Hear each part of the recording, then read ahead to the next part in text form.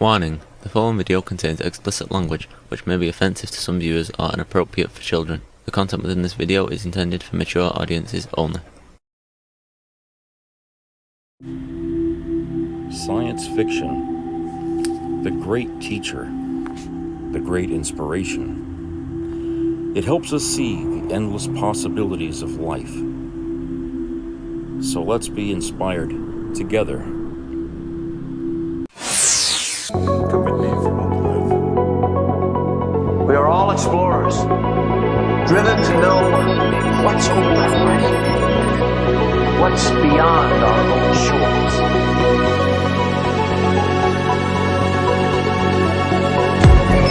We are sending out interceptors. We have taken them completely by surprise.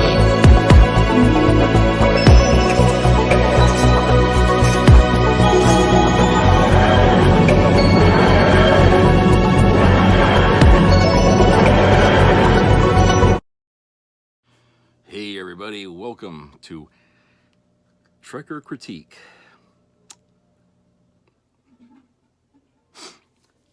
So, I wanted to do this show here today because I had recently gone to the theater, which is a rarity for me because I really don't like being in the theater, but I wanted to go this time because the movie playing was something I like, which is Godzilla. And the second thing is I've never seen a Godzilla movie in the theater before. Okay, so it was a a double thing that if there was a chance, I'm going to go see this in the theater to watch this on the big screen, and I'm glad that I did. This Godzilla movie is called Godzilla -1. Okay, and it's sort of a reinvention of the origin of Godzilla. Okay, it's not like so different from the first movie that was Godzilla, but it does have certain things that are different about it. However, whereas the first movie, that was Godzilla way in 1954, I believe, was focused a lot about the problem of this thing, of Godzilla destroying stuff. The focus of this one isn't so much centered around Godzilla, but to the people of Japan who have just survived World War II, and this is like right after the Hiroshima bomb was dropped. And so much of Tokyo and different parts of the country are devastated from the war. And these people are trying to rebuild their lives. Now, the main character happens to be a kamikaze pilot who did not do his duty as a Japanese soldier to commit suicide during the war. Instead, he came back and he survived, but he landed on Odo Island, which is a common island that you hear a lot of in Godzilla movies. And there happened to be a Japanese maintenance base there for airplanes, and he landed there. Just so happens that Godzilla in its early stages was there too. Not as big as he usually is, he's smaller, but big enough to do a lot of damage. Okay. And this Godzilla, Godzilla, he doesn't have the atomic breath and all this stuff. He's just a dinosaur, freak dinosaur that happens to be alive, and they don't really explain why it's around. His abilities and all that and getting bigger does not happen until after he is exposed to an atomic bomb test at Bikini Island. And then after that, he's different. Okay, so we get to see Godzilla before and after. Okay, and so that's kind of what happens. And so when Godzilla comes back after his exposure to radiation at Bikini Island, he basically is made nearly indestructible. Okay, the radiation has mutated his skin, made it almost impenetrable. He has the atomic breath, which was extremely deadly. It even hurts him when he uses it, because if he's standing too close to the detonation of the atomic breath, he actually can burn his own skin. But you know, he's bigger, much bigger. He's 400 feet tall, whereas before he was maybe half that. But now he's huge, and he's out there wrecking everything. You know, boats, neighborhoods, towns, cities. I mean, he's out there wrecking everything. Okay, so while this is going on, okay, this kamikaze pilot who barely survived the encounter with Godzilla the first time, he's back in Japan trying to put his life back together there. People are really upset with him because he came back from his time as he was supposed to be a kamikaze pilot. He didn't kill himself, so people are like really pissed off at him. And then he's trying to pick up his life from where, you know, he had a home, but it's gone, it's destroyed. And a lot of people that in his hometown are in the same boat. They don't have a house, and you know. And then he meets a lady who has a baby that he's trying to take care of, but the baby isn't hers. Somehow she ended up with the kid, and so he tries to help her and the baby and everything. So this human drama is taking place. It's unfolding. There's a lot of stuff there, a lot of narrative going on there, with this couple here and the baby. And at the meantime, he's got like PTSD from his encounter with Godzilla on Odo Island. I mean, he just can't believe, you know, what he saw and how close to death he came. And every night he's having nightmares about the damn thing. So, and plus he feels like, you know, he should have died, that he never should have come home. Okay, he feels like he didn't do what he was supposed to do. He's ashamed of himself, and you know, and he knows people hate him. It's hard for him to get mad at them for it because he knows why they hate him. And so, you know, he's going around basically, you know, a very damaged individual, and trying to find some way to undo what he did to himself, you know, I guess, in a way. And you know, years seems to go by in this movie, you know, where the baby is growing up and everything, and you know, by the time she's a little girl, and you know, he doesn't marry the lady that has the girl. They just sort of live together in his house for years, and you know, she knows that he's dealing with some stuff and everything, and they kind of get. You know, they get a job, you know, and stuff, and they try to live their life. You know, he's still dealing with all the shit that happened. And then, of course, Godzilla makes another encounter, okay, and, you know, nearly kills him and everybody, you know. And, you know, so now he realizes that he's still, you know, when he saw that, he didn't realize that the damn thing gotten so big and so powerful and everything, but he knows it's that creature. I mean, even though he looks different, he knows that's what it is. And so, you know, he feels like now that Japan is on its knees again, you know, because of this Godzilla, he's got it. Maybe this is a chance for him to try to find redemption, maybe somehow, and finally getting that creature, okay? And so, you know, he's trying to help out as a civilian because he's not in the military anymore, and the military has kind of been disbanded in Japan, so there really is no military to speak of.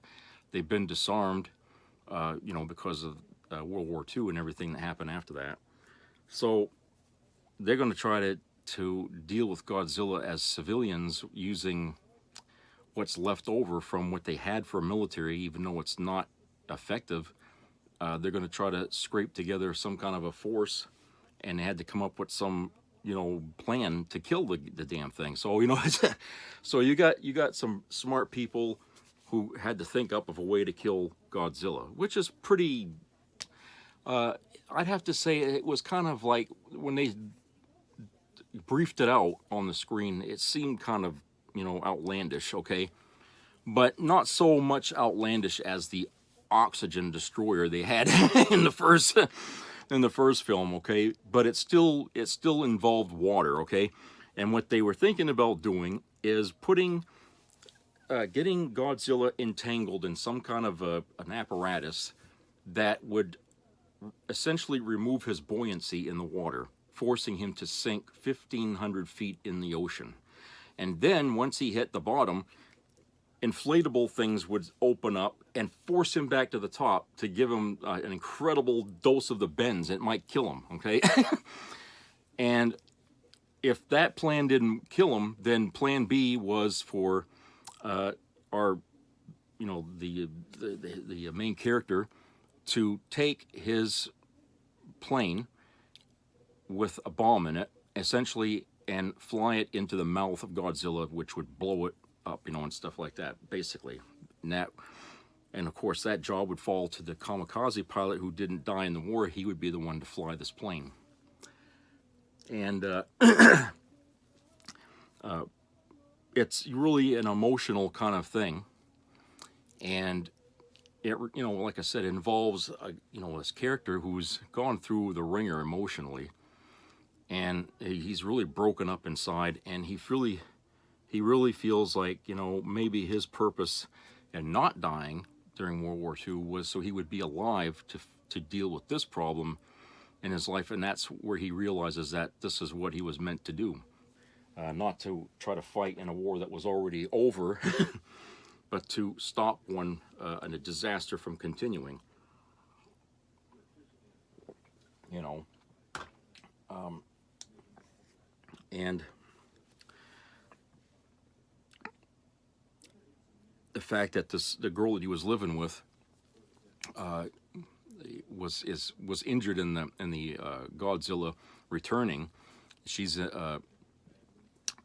unable to help or anything like that, and he has to give the little girl to a neighbor to watch over because he doesn't, you know, he's not coming back.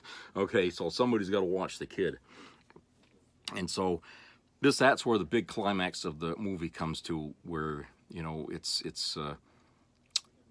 man versus Godzilla, you know, and it's on fair and equal terms, okay? He will either fly the plane into the Godzilla head and it'll detonate, or Godzilla will kill him in the attempt, okay? And in this movie, you'll see that many times they've tried to kill Godzilla and it does not work. I mean, they made him swallow a mine and it didn't do any real damage to him. In fact, he can heal like Wolverine does. He just kind of heals right back immediately. The radiation forces him to heal quick. So yeah, so this movie, like I said, is very good, very well written. I mean, my describing the story is really rough and not really emotional, but the film itself will certainly be emotional, and it's going to be, center a lot around this character. Godzilla is just sort of like the tool that's going to affect this guy's future and his past, okay, basically. But the Godzilla is not the focus really of the whole story. He's just the plot, basically. So because everybody knows what Godzilla is, there's no reason to really get into Godzilla, you know, in this form. It's just, you know, the thing about Godzilla has always been about him and the people, and the how do I say it, the representation of man versus nature, okay, Godzilla being nature. And so, you know, when things happen that man does and it affects nature, we got to deal with it. And so World War II kind of created Godzilla, and so it's a thing that we have to deal with. And in order to deal with it, you have to come up with some original things in order to put a stop to the threat, which, you know, brings the community to get together, the civilians together, brings, you know, people who know something about flying and all that together. You know, it's a thing where everybody has to come together as a community to deal with the problem that's going to affect all their lives, either for good or bad, but it has to be done. And there can't be anybody, how can I say, sitting on the sidelines. Everyone's needed. And so you get this, you know, you feel this inspiration and hope for these people that they're going to be able to pull this off, okay? because they've been beaten down so goddamn much in the decade that this story covers, that you know, you can't imagine things getting any worse for them. Something's got to go their way at least once, okay? And so, I mean, you feel bad for the people. You feel bad for this guy who's basically, you know, shitting everybody's heel, okay? And he's trying to do good. You know, he's not a bad person. I mean, he cares about people.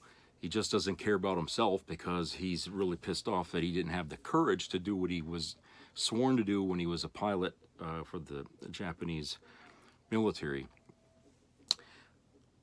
You know, as a side note, I don't know if there were any kamikaze pilots that didn't do their duty. I don't know. Maybe there weren't. But, you know, if they put that in the story, maybe there were some that didn't do it, you know, who chickened out or something, or didn't, you know, fly their planes into ships like they were supposed to. I don't know, okay? There's certainly a lot of thinking there about that, and maybe there are some. I would have to research that a bit to know, because I think that would be interesting, but I don't think it would be something they would want to admit to or talk about. You know, it's an embarrassment thing, because when they take an oath to do something like that, it's, you know, it's a bigger oath to take than for, like, say, me wanting to join the service, okay? You take an oath like that, you're basically committed to a course of action that you cannot and should not and will not break. You're expected to carry it out. They depend on you to do that. You are the missile that they launch, and a missile does not deviate, and neither should they. They expect you to do your duty for the greater good of their country. And when you don't do that, you know, your name is mud, you know. And so this Godzilla movie was not made in the United States. This is from Toho in Japan, and so it's an original. It's a Godzilla original, but they have some pretty good graphics in this. Okay, they do a good job recreating Godzilla, which they did better this time, because, I mean, the last Godzilla movie they made him look more like a zombie than anything else, and I didn't really like that. Okay, but it was a good story anyway. But this one, they went back to kind of what he looked like, okay? And they didn't make him look like a rubber suit, okay? They did CGI Godzilla, but they didn't make him look like, you know, it's a guy wearing a rubber suit, okay? But it's very, very good. And on the big screen, it looks even more so. And I'm glad I saw it in big screen, because it gives Godzilla so much more scope. Okay, it's really a movie to see on the big screen. It gives it so much more scope. I mean, you get to see comparisons to what's out in the water and him behind it, and you get to see just how big this thing is, okay? I mean, that's really incredible, okay? And there's this scene that I can't seem to get out of my mind of Godzilla chasing down this fishing boat that's dropping mines behind it so he would get hit with them. And Godzilla's swimming, you know, and coming up on the boat, and everybody's screaming and hurry, hurry, hurry, you know, and the boat can only go so fast. Kind of reminds me of Jaws. Remember the scene in Jaws where they're trying to outrun the shark, and the shark's up? Okay, well, Godzilla is like in the position of the shark here, and he's coming up on them, and he's got his teeth out, and he's getting closer and closer, and you see his eyes and everything. I mean, it's really detailed. I mean, it's a really good screen. It would make a good screenshot for a wallpaper on a computer. It's very well done. And I guess they kind of borrowed some, I'm not going to say they ripped off, but I think what they did is there were some scenes that one of the American Godzilla movies had done, showing its scale to the other boats that were in the water. And I think they got that idea, and they thought they could do their version of that, so that way you can get a better idea of how big Godzilla is. And they did that, you know, because they did show some ships in the water, and Godzilla kind of swimming under them, and then he comes up out of the water with one of them in his mouth, and he bites it and splits the boat in half. So it was a really, really interesting view there to see that. So whenever they had to show something like that in this film, they did their best, and they did very well at it, you know. So Toho's come a long way since the guys in the rubber suit. Now, you know, I understand Godzilla has a stigma to it, okay?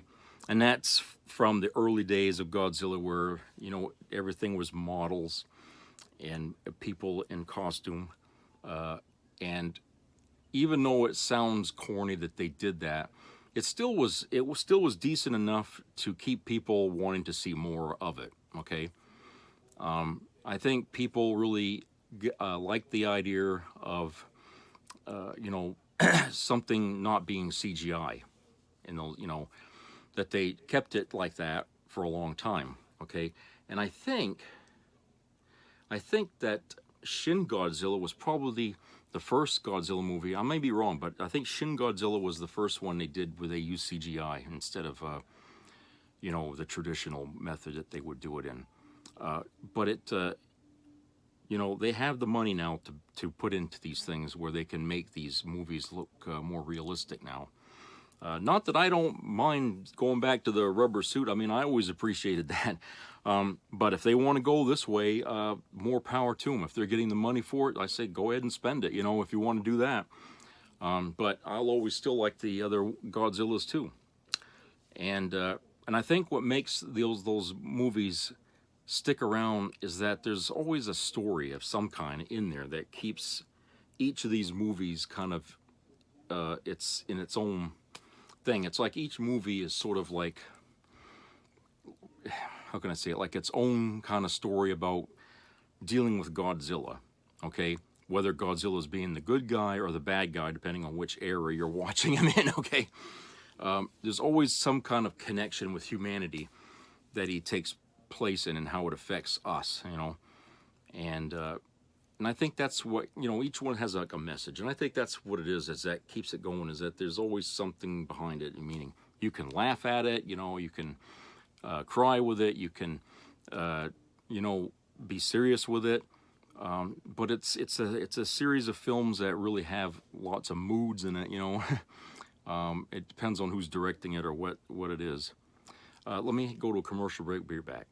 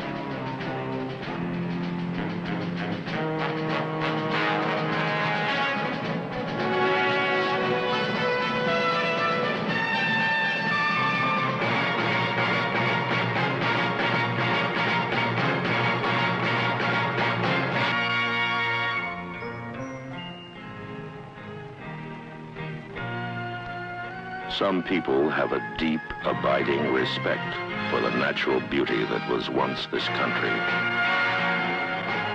And some people don't. People start pollution. People can stop it. Write for Pollution Booklet, Box 1771, Radio City Station, New York.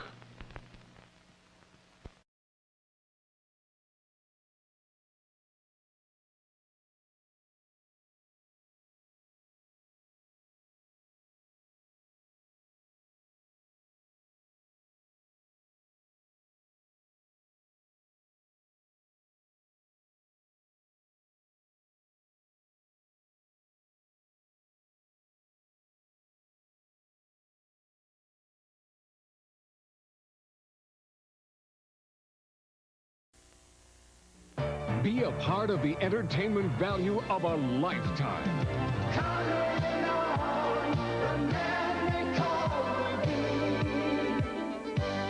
I loved it. It was the best performance I've seen in a lifetime. I loved the show. I liked it very much. He's a very entertaining man. It's well worth the money. Now appearing in Charlottetown, coming to Halifax November 6th to the 18th, and St. John November 20th through the 26th.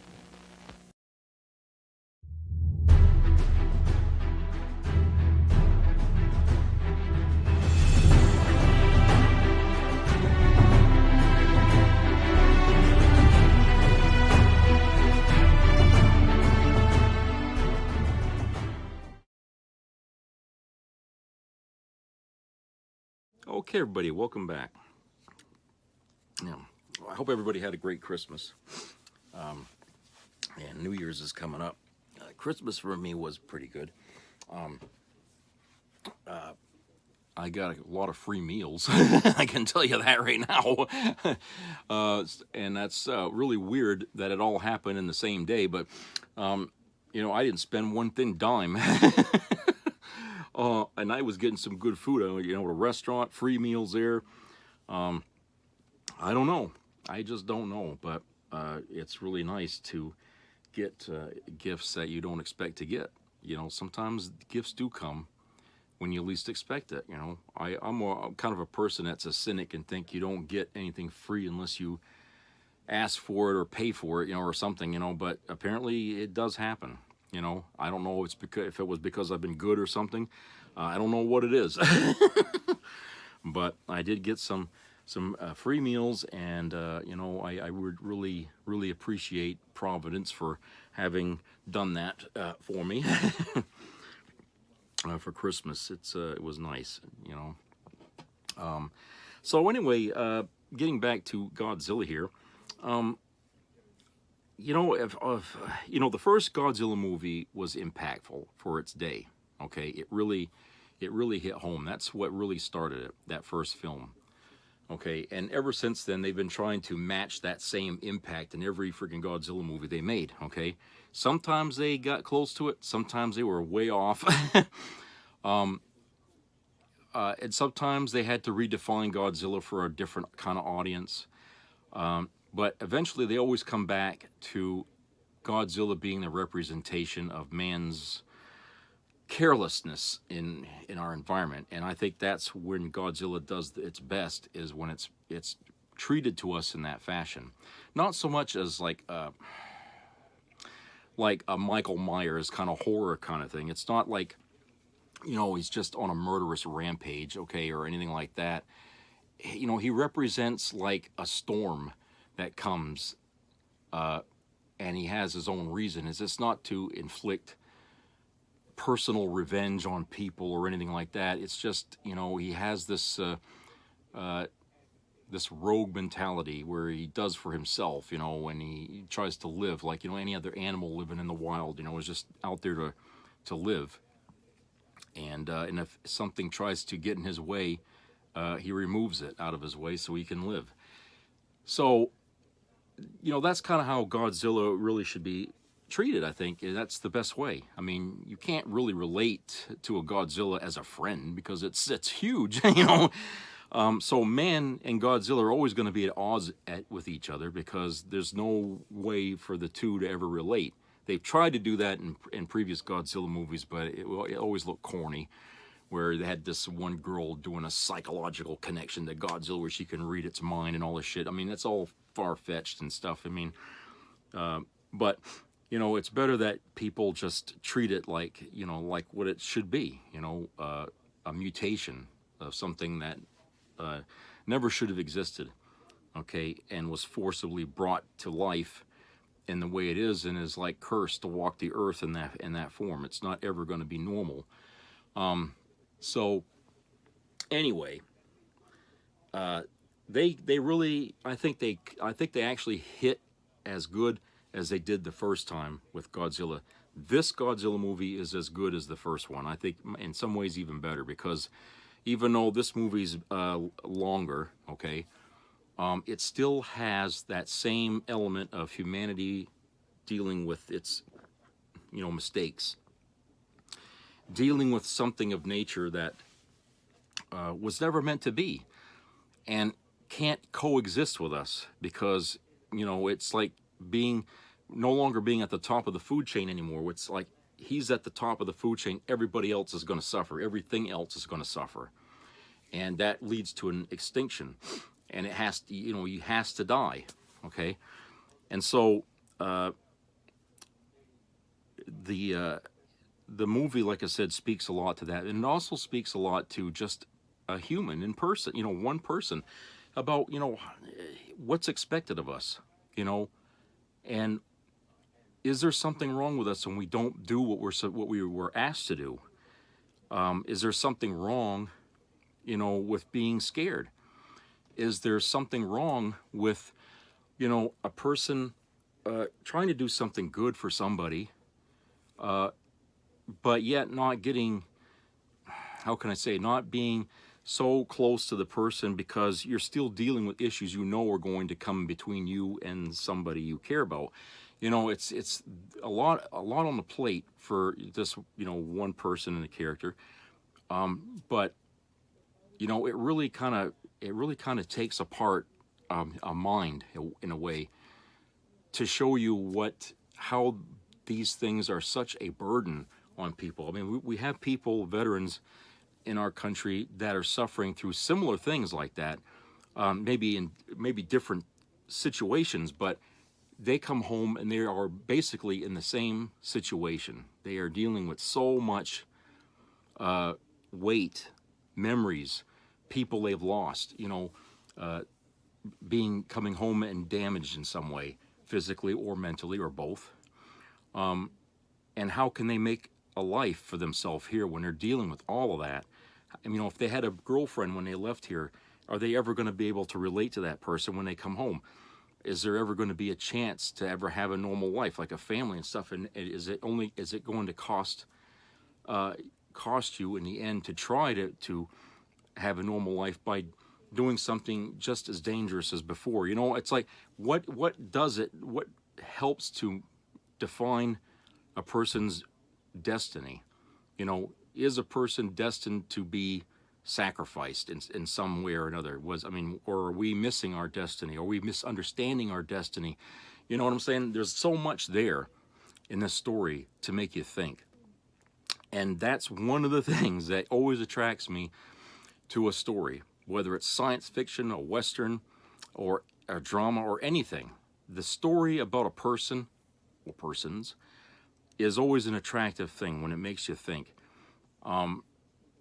And in this Godzilla movie, not only does this story happen in a franchise that I'm really kind of a fan of, but it happens. The story has this big message in it that I like to ponder on, and when you put those two together, you got a hell of a movie there. Okay, and this movie is like 2 hours and 5 minutes long. It's got high ratings on Rotten Tomatoes, which, you know, some people would say bullshit ratings, okay? Just to say that this is, you know, here, and it's got high ratings with IMDb, okay? They had a great director, is a young fellow on top of that. I think he made his mark here in this movie. He's really probably going to be called for it again to do more. And I think that when this movie comes out on DVD or whatever, if you are not a Godzilla fan, that's okay, okay? But if there was a Godzilla movie that I would recommend that you watch, if you're not a Godzilla fan, it would be this one, okay? Because I think because it's more modern looking than the first one. But I think because if you like drama, which a lot of people seem to like dramas, okay? They do. I mean, you watch on the TV, there's all kinds of documentaries or crime stories. I mean, so people kind of like that, okay? Well, if you like that kind of, those kind of stories about, you know, a person or something, you'll like this because this really talks a lot about things, and it kind of brings up history a little bit, and it kind of takes a fictitious person and you pull it out of that real history kind of, and you make a character out of them, so it says something to the audience, okay? I would say that, you know, this movie is going to satisfy you in that way. Of course, the Godzilla will be in it, but it's not going to be like something you're not going to be interested in seeing. They do a good job in really polishing up this character, you know, Godzilla, to make him look good. So you'll probably be amazed if you like watching the Meg. This will wow you in the same way, okay? So for people like that, you'll like that too. But it's a movie you got to sit through, not miss a moment of, because, you know, you'll get lost if you do. But you got to sit through it and let it feed you, you know, and make you think what's going on, okay? And you'll have all kinds of stuff to talk about when you see that movie. It's really good.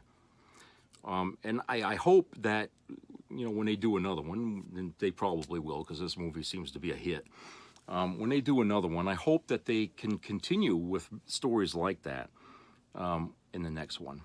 And it would be very good to see Godzilla sort of shaking itself off from the you know, the tethers of all the goofiness that hang on the past. With some people, the reason why most people won't watch Godzilla is because they think of that, okay? They think about the rubber suits and the models and stuff, even though I like that because I like models and I like things like that, okay? I find that all fascinating to see all the work they put into making those things. Even though they don't do that anymore now, I still like this. I still like the CGI, okay? I still do like this, okay? And I like it as long as the story is viable. I like that. And this story was viable. It was on the nose viable. And I really like that. I really like that about this this Godzilla movie. Like I said, it's better than the last one they did, which wasn't bad, okay? Shin Godzilla was okay, but it focused a lot on just Godzilla, okay? And the characters, the main characters, were kind of, you know, unrealistic in a way and a bit goofy, and but it just didn't feel like it was altogether serious, okay?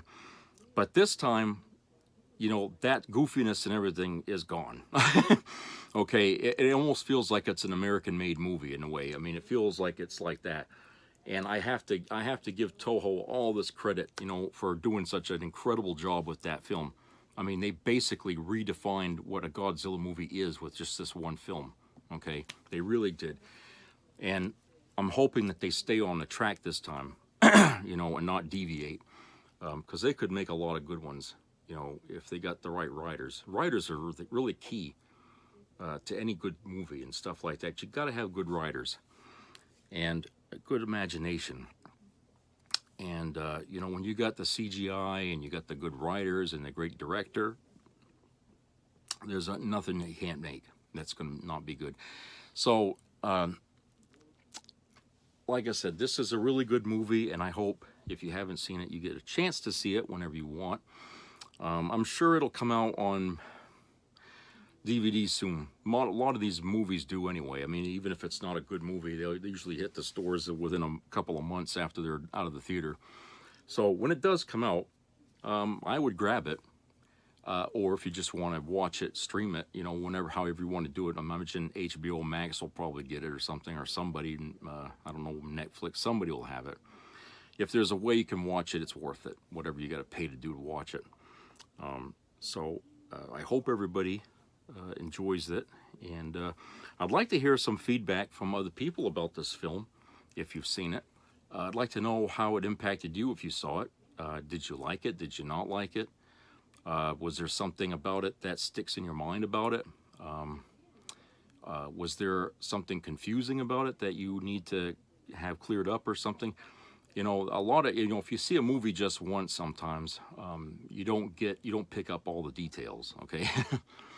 And sometimes it's good to watch a movie more than once so that way you really can digest it all. So I'd like to see it again, but I don't think I'm going to get a chance to anytime soon. I got a lot of stuff to do, but if it's still in your theater and it's playing, don't wait until it's gone. Go see it when you can go see it, because you'll love it on the big screen. I wish I could have seen all the Godzillas on the big screen, but a lot of these movies came out and I had no idea they were out. A lot of them didn't come to the screen at all in the United States. They were just direct to DVD, direct to VHS, okay, and that's how we see them. But this was the first Godzilla movie I saw on the big screen, and I'll tell you, it was a hell of an experience. Really, quite an experience to watch that. I mean, I can't, convey that enough. Okay, and I think a lot of it is because today movies are made for big screens. That's why our TVs are made like that now. And so, when they have a world where everything is high definition, and you make a Godzilla movie, you're not going to be able to get away with rubber suits and stuff like that anymore. Now, people are going to expect quality in what they're looking at. And so when they made this film, they decided to deliver the goods for your TV screens or your flat screens, and for the theaters. Because there's a lot of theaters, I don't know if there's one around here where they have a huge, what do they call it, panoramic or something kind of, where it's a big, wide screen, I don't know if we got one of them around here. Maybe in Portland they might have it, but Bangor is just still the traditional screen. I mean, they've updated the theater to a point, where the seating is better, but the screen itself is still the same, and the sound might be a little bit better. But it's not like, really extravagant like you would find in like Los Angeles or someplace big, So I wish, if you can see it in one of them, that might even be better than what I saw. But try to see it in the theater. But if you can't, get to see it anyway, because I'm sure it'll probably look good on your flat screen television. And you'll love the story. I think the story's great. And by the way, when I saw it, they had subtexts in the film. I know a lot of people don't like that, but the subtexts weren't long to read, and they kind of kept the dialogue simple in a way where you don't have to read a whole lot, okay? And it was easy to follow along, okay? Because, there's some movies, remember how the silent movies were made? You could almost follow the story along without reading, in the screenshot. You could tell what's going on just by what people are doing, okay? In a lot of ways in this Godzilla movie, you kind of know what people are saying without really reading the text, because when they're having a conversation, you can kind of follow along. If you just read a bit of it, you know what they're talking about, and you understand where they're going with the conversation. So it's not really like you have to watch every single word, but I'm sure they might come out with a version that's dubbed. I think that would be kind of sad if they did that, because when you dub over a voice with someone else's voice, it doesn't seem like the voice and the actor match. You know what I'm saying? They do this, and it doesn't seem like it really matches. So I hope they don't do that with this one. If I'd rather just watch it the way I saw it in the theater, with the words in it and stuff like that. Of course, that I've already seen it. Now I wouldn't really need to watch the words. I know what's happening. I know what's being done. So it's a good movie, and and so even if you have to read a little bit of it, like I said, after a while you're going to know what's going on, and you don't really have to read everything. You'll just feel it. You'll know. And so anyway, that's it for this Godzilla review, and I hope everybody has a great New Year's, okay? And like I said, I hope everyone had a great Christmas. And what is it? Everybody has like wishes or resolutions they like to make for the following year. I don't know what mine's going to be, but I'm hoping for everybody that this next year we're going to have some good things happen instead, because it seems like we've finished 2023 on a lot of bad notes, internationally and politically, I think. But I'm hoping that we can start 2024 on an, incline, going better, doing better, sort of coming out of it. So I think we should all try at least to take the right steps to do good, even if you don't make a resolution, that you try to do something that, contributes to something better, And, like I like to say in my other videos and stuff, to try to do good for each other out there, because that comes back to you in good karma. And it does, And maybe that's why I got free meals for, at Christmas. Maybe that's why I got that. It doesn't hurt. It doesn't hurt, really. It doesn't hurt to do good for people and stuff, And I just, I hope that we can spread a little bit more of that around and take away a little the rage and anger that's out there, that, I'm really getting kind of sick and tired of talking about, because it never seems to abate. It never seems to want to go away. It only seems to want to feed on itself. Because once you start down that dark path, forever does it dominate your future, because you never get out of it. And I think a lot of us are on that path, and we don't know how to get out of it. And sometimes you got to think outside the box in order to accomplish that. And to me, doing good for others is kind of out of the box, right? Because you're not really in that path if you're doing good. So the more you do outside of that, I think the easier it is to get out of the darkness that where we're in, okay? So let's try to do that for 2024. So I hope everybody has a great rest of the week. And please subscribe and comment. I'd like to hear from you. So take care, everybody. Bye-bye.